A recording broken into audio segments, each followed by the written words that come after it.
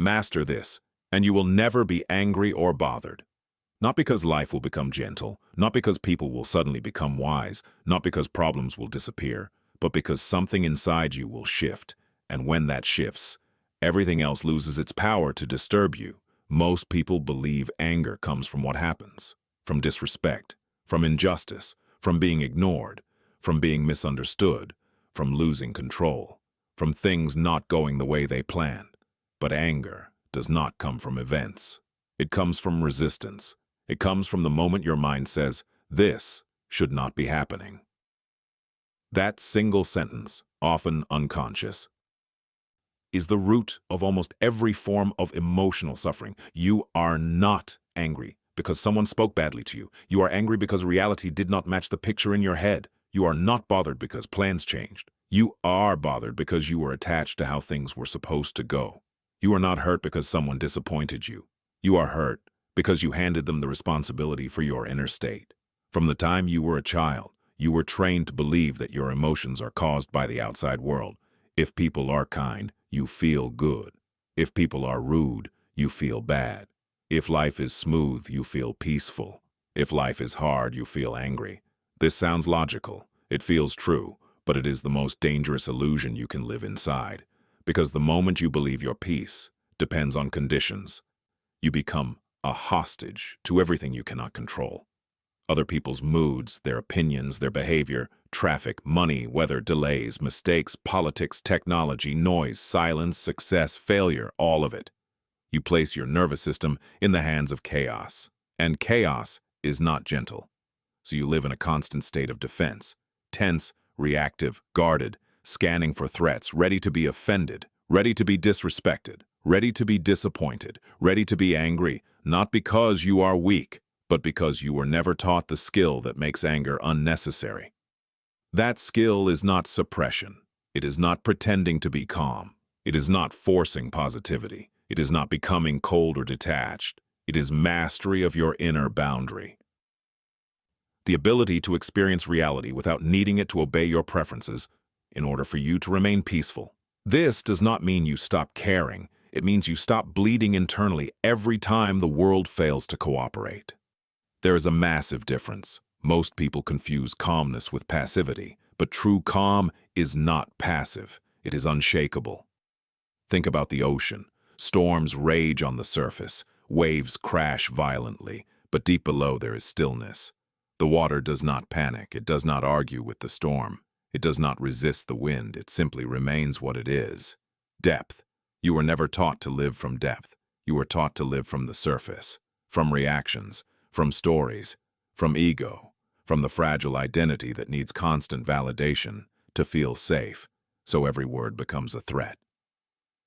Every delay becomes an insult. Every disagreement becomes a personal attack. Every inconvenience becomes a tragedy, not because the events are truly that serious, but because your sense of self is tied to control, to being right, to being respected, to being important, to being seen. And when those are threatened, anger rises like a shield. Not to protect your body, but to protect your image. Anger is not strength. It is armor for insecurity. This is difficult to accept, but it is freeing. Because if anger is created inside you, it can be dissolved inside you. No permission required. No apology needed. No change in circumstances necessary. The moment you realize that peace is an internal skill rather than an external reward, your entire relationship with life changes. You stop negotiating with reality. You stop begging conditions to be perfect before you allow yourself to be calm. You stop saying, "I'll relax when I succeed, when they apologize, when things slow down, when life becomes fair, when people change." That day never comes. So you suffer in installments, small daily frustrations, big emotional explosions, years of quiet bitterness, tension stored in your jaw, in your shoulders, in your chest, in your stomach, in your breath, until your body forgets what safety feels like. But there is another way to live, a way so simple it sounds unimpressive, yet so powerful that monks spend decades mastering it. The way is this: let reality be real. That's it. Not approve of it, not like it. not surrender your values. Just stop arguing with what already exists. The argument is where the pain is born. Reality does not need your permission. It already happened. The words were spoken. The mistake was made. The delay occurred. The loss arrived. The change happened. Your resistance does not undo it. It only adds suffering on top of pain. Pain is inevitable. Loss, disappointment, failure, change, aging, death. These are part of being alive. But suffering is optional. Suffering is the mental war you wage against facts, and anger is one of its favorite weapons. Observe how quickly the mind says, "This shouldn't be like this. They shouldn't be like that. I shouldn't feel this way. They should understand. Life should be fair." But "should" is a fantasy language. Reality does not speak it. Reality only speaks what is. When you argue with what is, you lose. Every time. Not because reality is cruel, but because reality is bigger than your preferences. So the mastery is not controlling life. It is releasing the demand that life obey you. This does not make you weak. It makes you free. Freedom is not getting what you want. Freedom is not needing it to be happy. Imagine walking through a noisy city. Cars honking, people shouting, phones ringing, construction drilling. Most people tense up. Their jaw tightens, their breath shortens, their thoughts become aggressive. This is unbearable. Why is it so loud? I hate this place. But the noise is not attacking them. Sound is simply happening. The suffering comes from the story. This should be quiet. Another person walks through the same street, hearing the same sounds, but without the inner argument. The body remains relaxed. The breath stays slow. The mind stays open. Same environment, different inner relationship. One experiences torture. The other experiences life. This is the power you are learning to build. Not a life without difficulty, but a mind that does not collapse under difficulty. Anger feels automatic, but it is trained. You practiced it. Every time you replayed an insult, every time you justified your rage, every time you told yourself your reaction was necessary, the brain learned the pattern. Trigger equals tension. Discomfort equals attack. Uncertainty equals control. You can unlearn it. Not by fighting anger. Fighting only feeds it. But by understanding it. Anger is a signal. It says, something inside me is demanding reality to be different. When you notice anger, do not condemn it. Do not feed it. Investigate it. Ask quietly, what am I refusing to accept right now? You will always find something. Someone's behavior, a limitation, a delay, a truth, a loss of control. The moment you see that, a choice appears. You can continue the war, or you can lay down the weapons. Laying down the weapons does not mean you accept injustice. It means you stop poisoning yourself while trying to fix it. You can still set boundaries. You can still say no. You can still leave. You can still change your situation. But you do it from clarity, not rage, from strength, not reactivity, from self-respect, not wounded pride. There is a quiet power in this state. People feel it. Situations respond to it. You speak slower. You listen deeper. You move deliberately. You no longer leak energy through emotional holes. Most conflicts in life are not solved by force. They are dissolved by presence. When someone tries to provoke you and you do not collapse into reaction, something strange happens. The game ends. They expected fire. They meet stillness. And stillness is unsettling to chaos. This is why mastery of the inner world is the highest form of dominance, not over others, but over yourself. No one can insult a person who does not build their identity out of opinions. No one can humiliate someone who does not measure their worth through approval. No one can control someone who is not afraid of discomfort. This is what it means to be unbothered, not numb, not careless, but sovereign. You stop outsourcing your peace. You carry it with you, like a quiet flame that wind cannot extinguish. Life will still challenge you. People will still disappoint you. Plans will still break. Bodies will still age. Loss will still arrive. But it will no longer own you.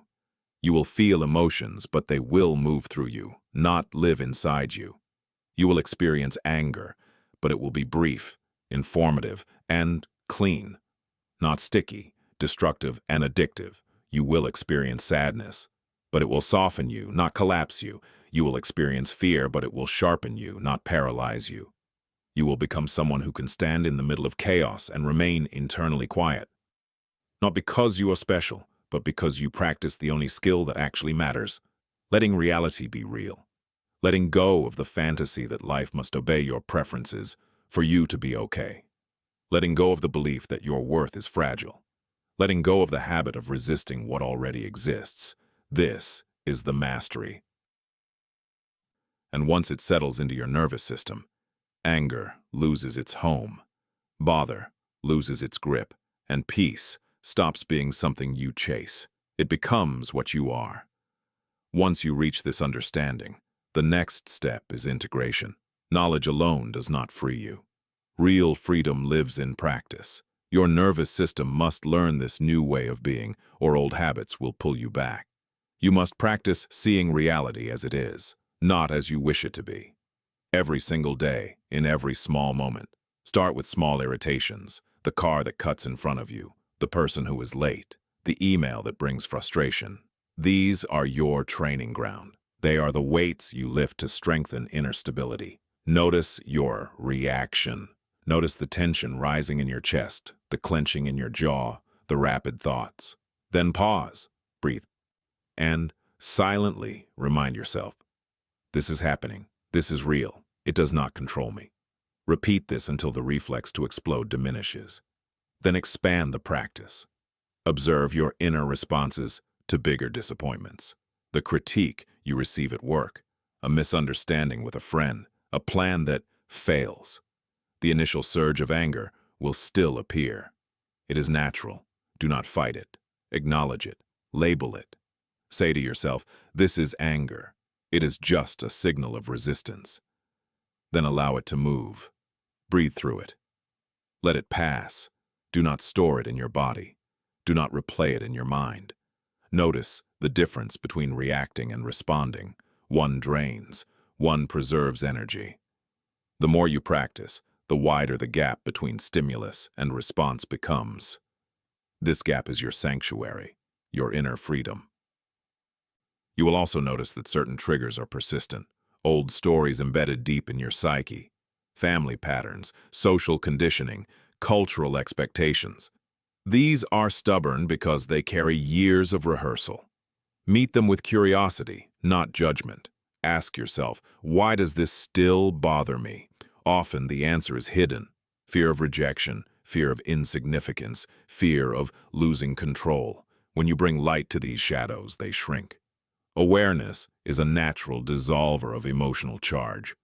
Another habit that supports unbothered mastery is daily stillness. Meditation is not about blanking the mind. It is about practicing presence, observing your thoughts and sensations without clinging, without pushing away. Even 5 minutes a day creates subtle shifts in your nervous system. Your mind begins to understand that thoughts are temporary visitors, not mandates. Your body remembers calm. Your breath becomes your anchor. Journaling is another powerful tool. Write without censoring. Capture the moments of frustration, the moments of reactive thinking. Examine them. What story are you telling yourself? What should beliefs are embedded there? Slowly, the stories lose power when confronted with written clarity. Physical movement is equally vital.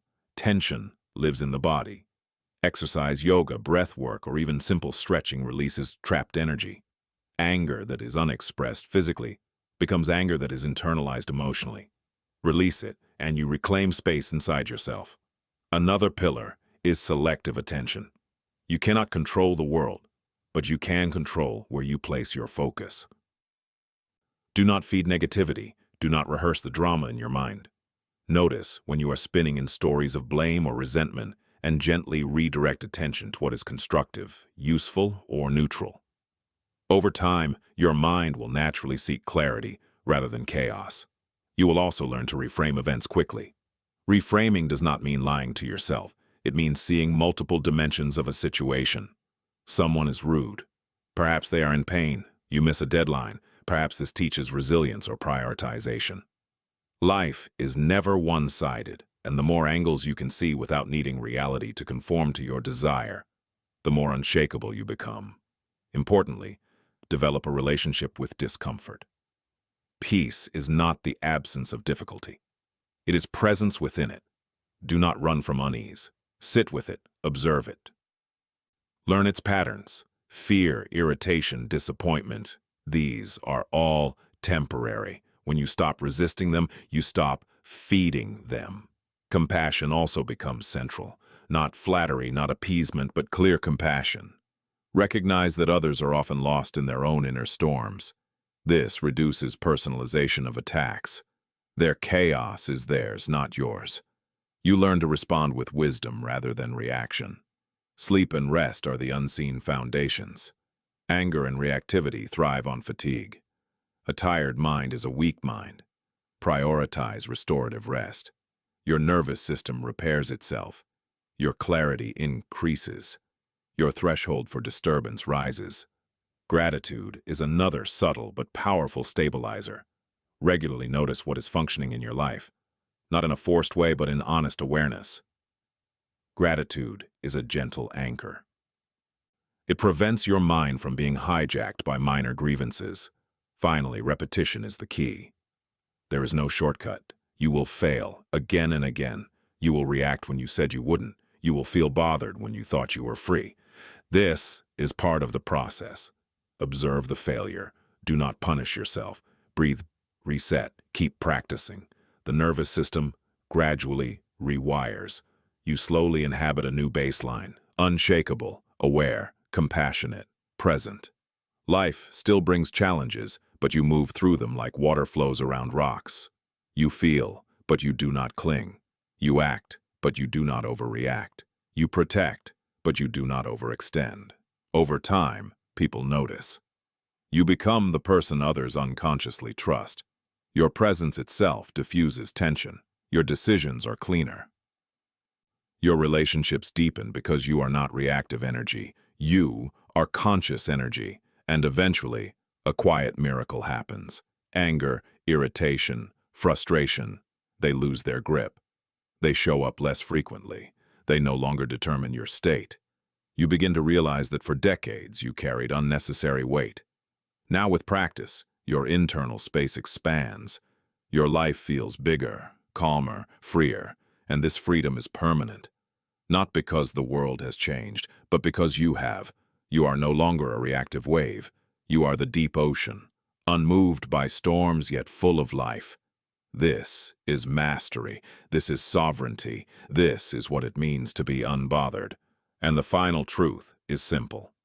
The world will never perfectly obey your desires, but your mind can perfectly obey reality. Once that alignment occurs, anger becomes a memory, not a daily habit. Disappointment becomes a teacher, not a wound. Life continues in all its unpredictability, but you remain present, steady, and free. You have built a mind that is not a hostage to conditions. You have built a heart that does not bleed from every slight. You have built a life that moves with the flow of reality, or rather than fighting it. And in that, you have discovered the deepest form of strength. Calm, unshakable, sovereign, unbothered. Imagine walking into your workplace in the morning. Your boss immediately criticizes your report in front of the team. In the past, your chest would tighten, your jaw would clench, your mind would start listing every counterpoint, defending yourself, replaying past mistakes, imagining revenge or humiliation. You would carry that tension for hours, maybe days. But now, something different happens. You feel the initial flash of irritation, acknowledge it, and let it pass. You breathe, you think, this is happening. It is not permanent. It does not define me. You respond calmly. Thank you for the feedback. I'll make the necessary adjustments. No drama. No lingering resentment. The work gets done. The day moves forward. Your nervous system stays intact. That simple pause, that small gap between stimulus and response, changes everything. On the street, someone cuts you off in traffic. Before, you might have leaned on the horn, shouted in your car, replayed it all the way home, and arrived tense and angry. Now you notice the irritation. You recognize the story your mind wants to tell. They are reckless. They don't care about anyone. You breathe. You tell yourself, this is just another driver. Their behavior is theirs. My peace is mine. The moment passes. You continue driving. Your day is not stolen. Your heart is not clenched. The world has not changed. But you have. In personal relationships, the practice becomes even more powerful. A friend says something cutting without realizing it. In the past, you would react, maybe raise your voice, maybe withdraw, maybe replay it endlessly. Now you feel the sting, and instead of letting it infect your inner space, you observe it. This is discomfort. It is not a crisis. Later, you might calmly say, when you said that, it felt hurtful. Can you clarify what you meant? No accusation, no escalation, just clarity and presence. The conversation becomes constructive rather than a battlefield. Even at home with family where patterns run deep and old triggers linger, the difference is profound. A sibling teases you in a way that always used to get under your skin. Now you notice the familiar reaction rising. You pause. You breathe. You recognize it as an old pattern, not a present danger. You smile quietly to yourself. Maybe you respond with humor. Maybe you say nothing. Either way, the energy does not attach. You protect your inner state without creating conflict. Imagine public settings. A line at a store moves slowly. People push and complain. You feel the familiar impatience. You notice it. You remind yourself that everyone is human. The line will move. Your calm is not contingent on speed or efficiency. You check your phone, you observe your surroundings, or you simply breathe. Nothing steals your energy. Even with strangers online where anger and misunderstanding escalate instantly, you practice the same skill. A harsh comment appears, a message is misread. Your mind urges a quick retaliation. But you pause. You remind yourself, their words are not a command. They cannot define my peace. You respond if necessary, but without attachment. If not, you let it go entirely. The internet no longer becomes a battlefield. Your energy is preserved. At home, life's small chaos, the spilled coffee, the broken appliance, the unexpected bill, no longer derails your inner state. You notice frustration arise, and you breathe through it. You solve the problem without emotional hemorrhage. You notice that previously trivial disruptions no longer hijack your day. The small peace you cultivate compounds into resilience. Even moments of disappointment, of personal failure, of plans gone awry are met differently. A project fails. A relationship ends. A dream is postponed. Before, you might have sunk into anger, bitterness, and self-blame. Now you acknowledge the loss. Feel the discomfort fully, but do not attach to it. You ask, what can I learn from this? How can I move with reality rather than fight it? You act with clarity. You move forward without poison. And over time, these daily scenarios teach your nervous system a new default. Stillness, presence, awareness. People notice the difference. They see you calm where others erupt. They hear your steady voice in arguments. They feel your energy and respond differently. You influence the environment not by dominating it, but by embodying stability. Even in extreme moments, the skill holds. Imagine an urgent crisis at work. A client explodes in anger. Deadlines are impossible. Mistakes have been made. The instinct to panic or snap arises. You feel it. You breathe. You see the situation clearly. You prioritize. You act decisively without becoming entangled in chaos. Your presence steadies others. Decisions are made. Problems solved. Relationships maintained. Your calm is contagious. The final lesson these examples reveal is that freedom from anger is not about avoiding life. It is about inhabiting life fully, in all its mess, complexity, and unpredictability, without letting it consume you. You still feel. You still care, you still act, but nothing owns you, nothing steals your peace, nothing triggers an automatic collapse of your inner space. And when this practice becomes daily habit, the transformation becomes permanent. You are no longer reactive. You are responsive. You are no longer controlled by others' moods, actions, or expectations. You carry your own internal climate. Storms rage outside, people erupt, plans fail, mistakes happen, loss arrives. But inside, you remain grounded, clear, and free. This is mastery applied. This is sovereignty in action. This is how anger and irritation stop being your default companions. This is how you live unbothered, not by avoiding life, but by embracing it fully and consciously. Master your mind, release resistance, and nothing in the world will ever be able to steal your peace.